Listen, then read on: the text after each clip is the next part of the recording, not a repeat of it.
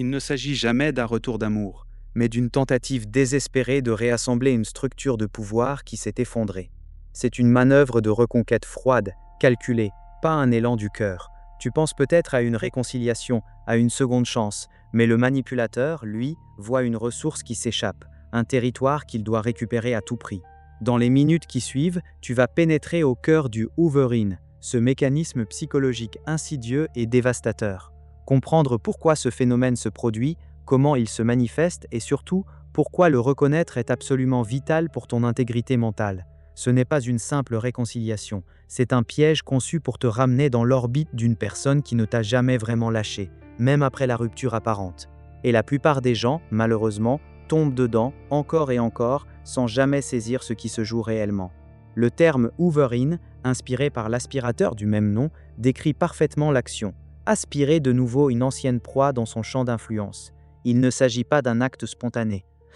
C'est une réaction quasi instinctive pour le manipulateur. Lorsque tu commences à te détacher, à retrouver ton autonomie, à cicatriser, tu menaces son écosystème psychologique. Pour lui, tu n'es pas une personne à part entière, mais une source d'approvisionnement, en admiration, en attention, en service, en régulation émotionnelle. Imagine un royaume dont le souverain dépend entièrement des tribus de ses sujets.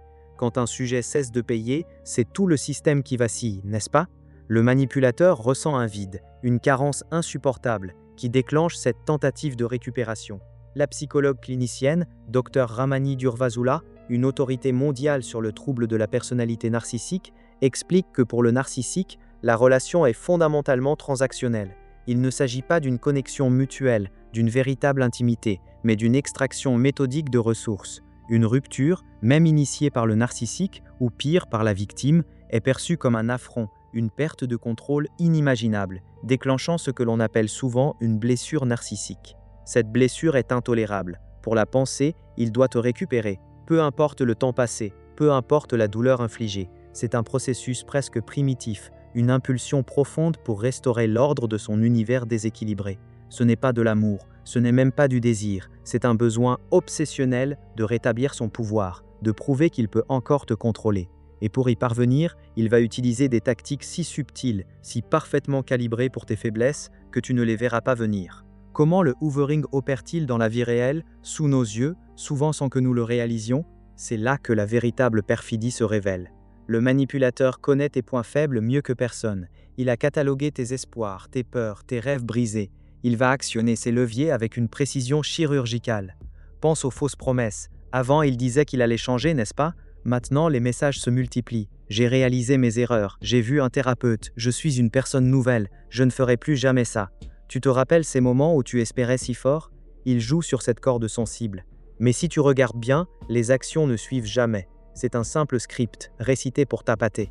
Ensuite, la culpabilisation. Je souffre tellement sans toi. C'est de ta faute si notre relation a échoué. Tu m'as brisé le cœur en partant. Il inverse les rôles, te transformant en bourreau, lui en victime.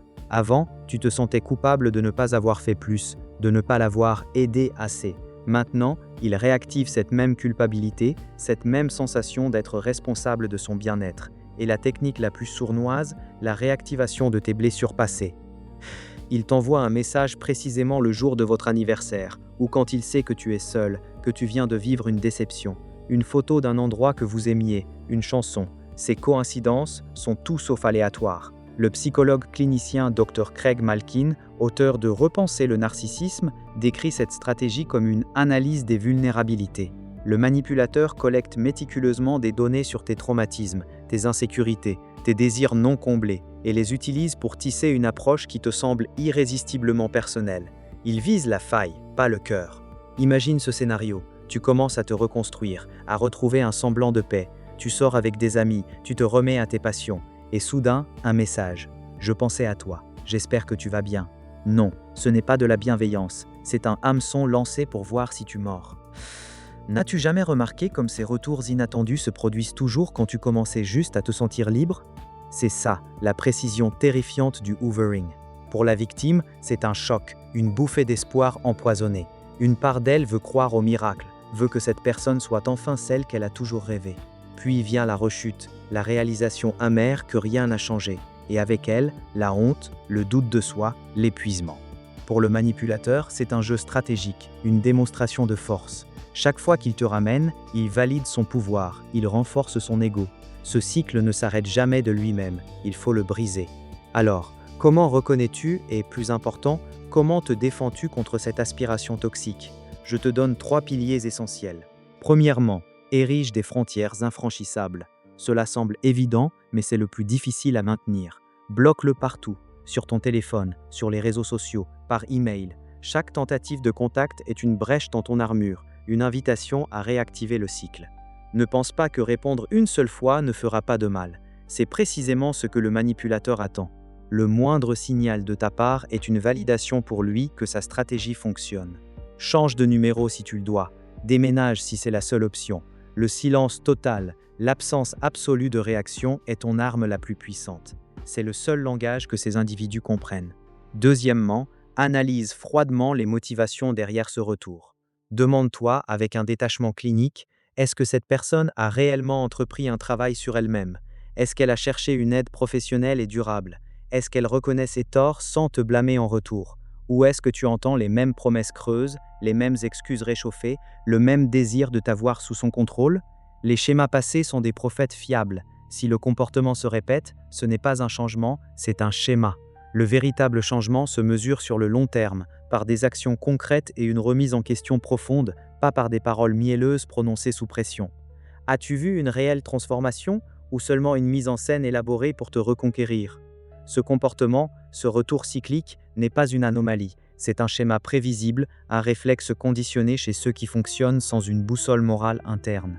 Beaucoup plus de personnes que tu ne l'imagines sont prises dans ces mêmes toiles, souvent sans jamais comprendre la mécanique invisible qui les retient. Troisièmement, renforce ton estime de toi et ton système de soutien. Les manipulateurs ciblent la faille, ils cherchent la personne qui doute d'elle-même, celle qui a besoin de validation, celle qui est isolée.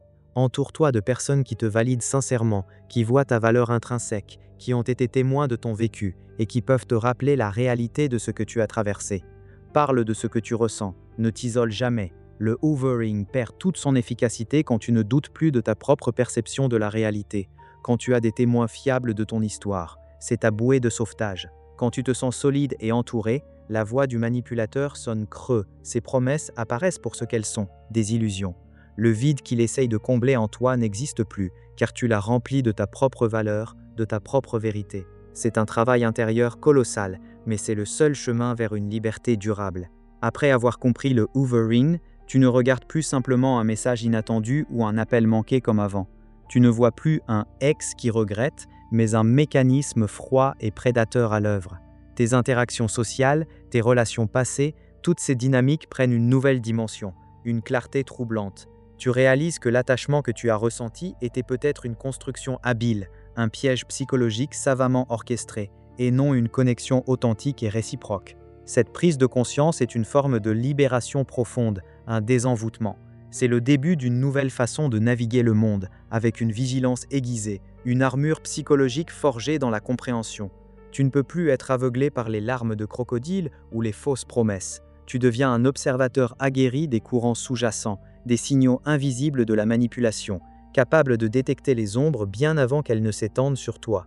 Ce que nous venons de démasquer, le hoovering, n'est qu'une des nombreuses clés pour décrypter les dynamiques de pouvoir cachées. C'est une pièce maîtresse du puzzle. Continue à aiguiser ton regard, à renforcer ton esprit. Abonne-toi pour révéler ensemble d'autres secrets de l'influence humaine, des vérités que l'on préférerait te cacher. Prépare-toi, car la prochaine fois, nous plongerons dans quelque chose d'encore plus fondamental, quelque chose qui redéfinira la façon dont tu perçois toute relation, bien au-delà de ce que tu imaginais possible.